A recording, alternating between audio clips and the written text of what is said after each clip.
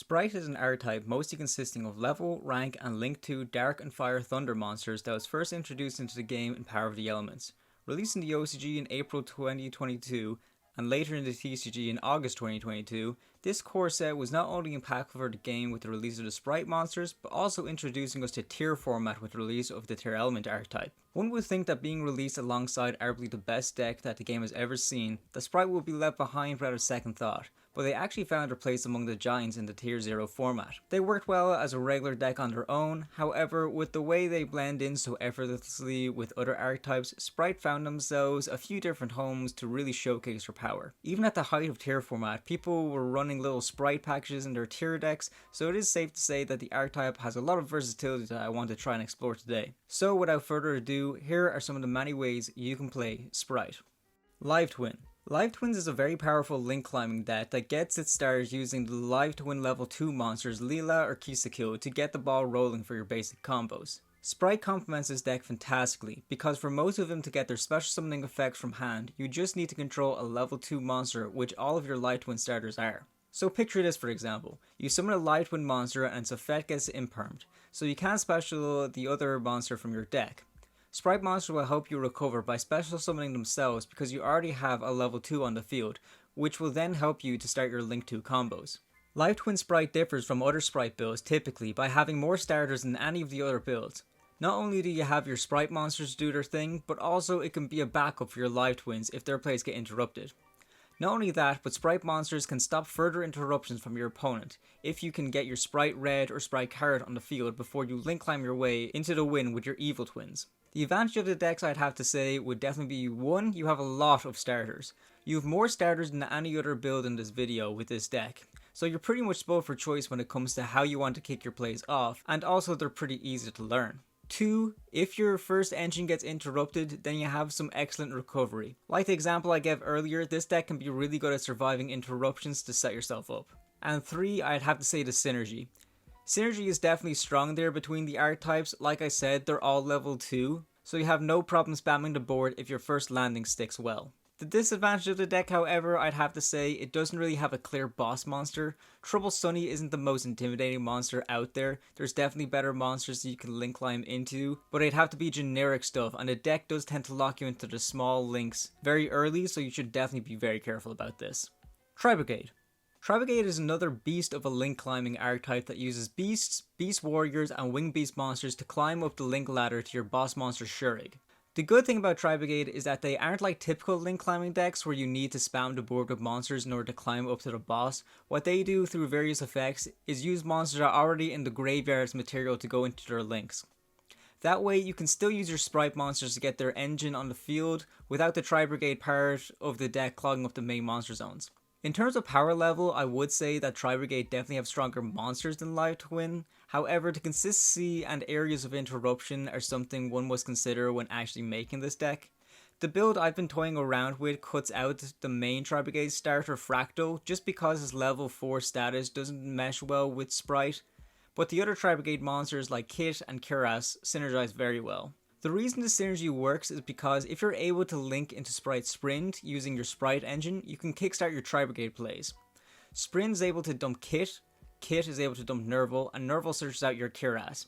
This is great to get Kiras on the field and use his effect to link using monsters in the grave as material and hitting the ground running from there, especially if you're able to set things up where you have a bunch of material in grave and revault in the back row for some excellent disruption. The advantage of the deck will be 1, you can link summon your boss monster during your opponent's turn using revault, which helps you get around your link rank level 2 lock that the Sprites stick you in very early. And also 2, the Tri-Brigade engine can search itself out when it gets going. Nerval can search your monsters and Bearbrum can search your revault, meaning that you can minimize your package while still maintaining some good consistency. And 3, the main boss monster Shurig is just a very good boss monster. He has a beefy 3000 attack stats, and can also non-targeting banish cards in the field when a beast, beast warrior, or winged beast is special into the field while he's on the field too. The disadvantage of the deck would kind of stick out like a sore thumb though, unfortunately, because the way this deck synergizes, it doesn't synergize as well with Spright as Live Twin does. Live Twins have every monster a level 2, making every monster a normal summon starter. Some cards in Tri Brigade on the other hand, such as Nerval, is a level 1, so it's not something you can normal summon to get their engine started. Also, depending on how big of a Tri Brigade package you plan on running, then Fractal doesn't typically make the list on most builds, even though he's the best starter for Tri Brigades in their own deck. He's a level 4, another level that doesn't complement the deck, unfortunately, and can be a bit bricky if interrupted if you do plan on running him in the build. Honestly though, doesn't really come up. It isn't too big of a deal because in most builds I see, and even the one I made and have been playing around with for a bit, it's mainly the level 2 Tri Brigade monster that you run and only 2 copies of Nerval. So my main advice if you're planning on experimenting with this build is just be careful on how you plan on building it, because it can be hard to find the right balance between using the Spright monsters and your Tri Brigades. Runic/Runic for hire.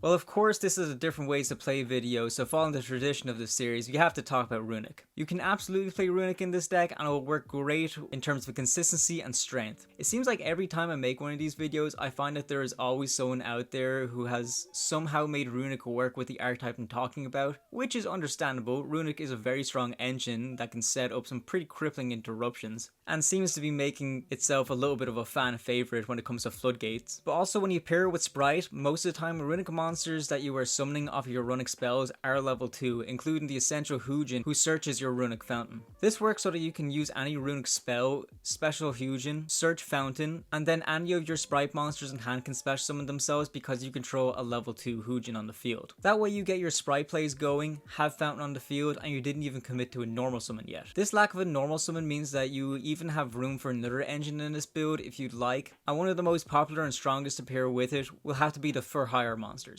For Hire is essentially a field swarming archetype that link climbs into their boss monster Volgo, but also has some main deck boss monsters like Raphael. Having these boss monsters are a great addition to the deck that improves its versatility, and it's also very good ground to cover in the deck because Runic itself is a stun engine with no boss monsters, and Spright doesn't have many heavy hitters outside Gigantic Spright when he has a link material attached to him. The For Hire package is also very small and consistent, with searchers like Fossil Dig to search your MVP Rex. It definitely can make a big impact on the deck's performance overall. The strengths of the deck of course includes 1, its versatility. It has a good mix of stun, control, and combo in order to get your plays going and ending on the best board you possibly can. 2, the amount of starters this deck has thanks to the Runic engine especially. It mainly means that essentially all of your Runic spells are combo starters to pair with your Sprights, because all of your Runic spells are able to special summon Hugin, which is a level 2, making all the Sprights you have in your hand live for special summoning. And 3, it can play through and bait out a bunch of interruption from your opponent.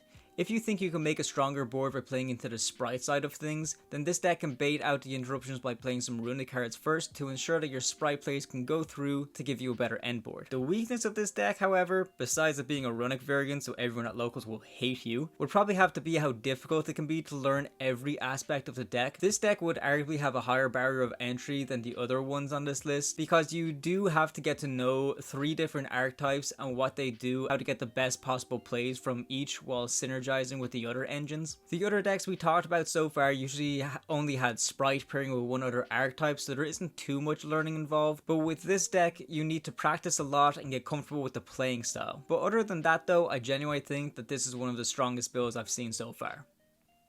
Frogs and Melfi. With one of the oddest yet kind of understandable hits from the ban list to Spright during tier format, Frogs lost one of their MVPs in the form of Ronin Totem. Still banned in the TCG today, I still find this hit odd. Frog Spright wasn't even the best variation of Spright that was running around the format at the time, and some builds I seen from this period only ran 1 copy of Ronin Totem anyways because of his revival effect, which in fairness is a good recovery if there ever was an interruption. And yes, it can be used with Swap Frog well too to kick off some combos, but even still, they hit Spright out 2 ban lists later, so I think Ronin Totem has suffered enough for the sins of Sprights. The reason why I'm even talking about Frog Spright right now though, isn't because of Master Duel, which I know this deck is a lot better on. It's actually because the deck has topped the South American WCQ 2024. It's labeled as Melfi Spright, but there's actually more Frog cards in the build than Melfi cards, so would like to counter it as more of a Frog build personally with some Melfi stuff put in there, because the Melfi stuff is very good too. The deck takes advantage of the new new card Mirror Mage the Ice Barrier, which run along with 3 copies of Swap Frog, is a 1-card combo to bring out the powerful Totally Awesome. The Melfi stuff is also worth a mention because it only uses 3 cards total for the engine, with 2 in the main deck and 1 in the extra deck. This can be some really good interruption that can bounce cards and even synchro into Hurled, which can be very problematic for your opponent. The advantage of the deck, of course, is 1. The use of 1-card combos such as Swap Frog in order to kick things off. 1-card combos like these are so powerful because they don't use too much resources, so it's a very low cost, high reward to go down this route, especially when those 1-card combos bring out a monster like Totally Awesome, which is a really good powerful card. 2. The engine is relatively small and really easy to learn because it's basically just learning how to go into Totally Awesome as quick as possible, and there is simply a lot of easy ways to go into him. And finally, number 3 is how good this deck is at controlling the game state.